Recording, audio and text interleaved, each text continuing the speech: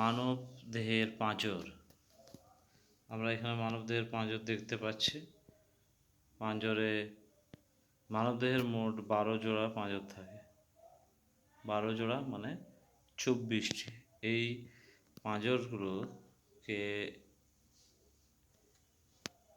12 জোড়া পাঁজর আছে।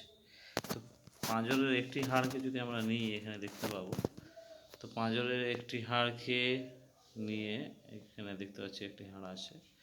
এই একটি হাড়কে যদি নেওয়া হয় তো দেখতে পাবো এই ভাগ আছে, মানে স্ট্রাকচার, পাঁজরের গঠন।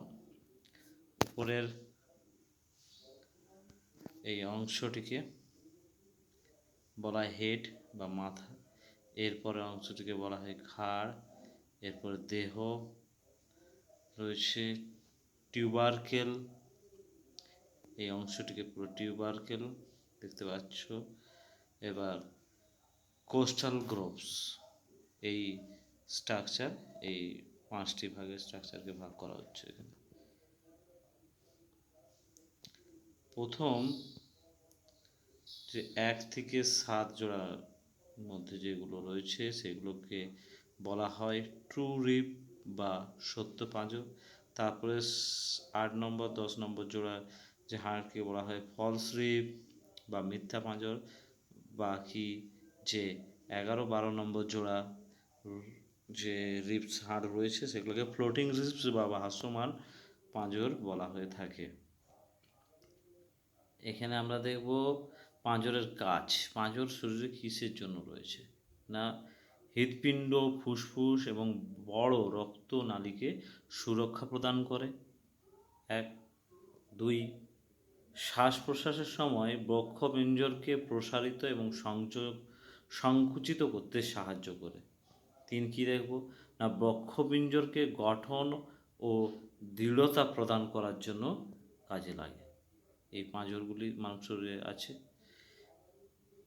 পাঁজরের শ্রেণী বিভাগ আগে বলেছি যে 3টি পাঁজরের যে শ্রেণী রয়েছে, 3টি ভাগে পাঁজর, এই 24টি পাঁজরের হাড়কে 3 ভাগে ভাগ করা হয়।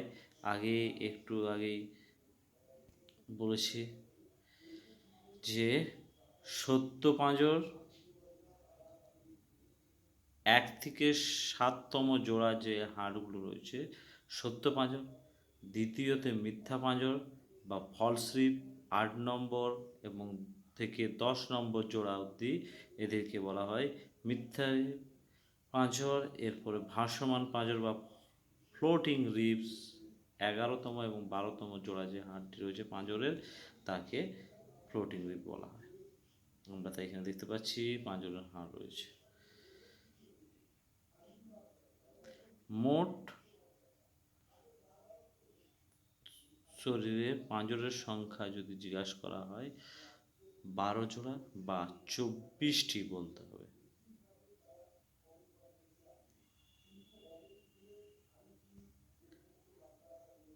ভিডিওটি দিলাম, তোমরা দেখো, ভালো লাগে আর কমেন্ট করো।